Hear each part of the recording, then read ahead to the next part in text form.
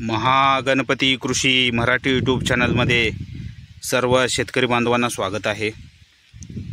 तर आपण बघू शकता ह्या पद्धतीनं जे टोमॅटो आहेत त्याची साईज झालेली आहे।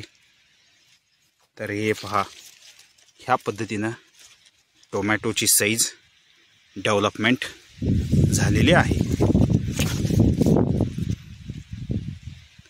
तर साईज डेव्हलपमेंटसाठी आपण एक ड्रिपचा डोस द्यावा।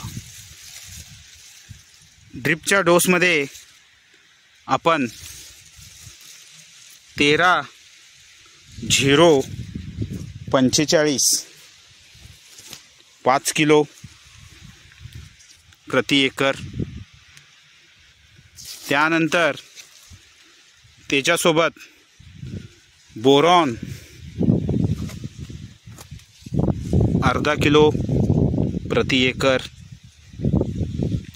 त्यानंतर मॅग्नेशियम सल्फेट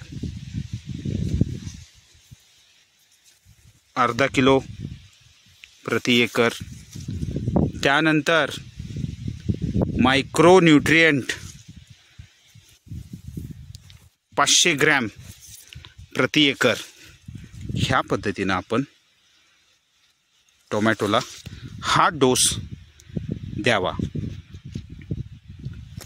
तर आपण बघू शकता ह्या पद्धतीनं टोमॅटो साईज डेव्हलपमेंट झालेली आहे। हे बघा, खूप छान पद्धतीनं टोमॅटो साईज बिल्डअप झालेली आहे।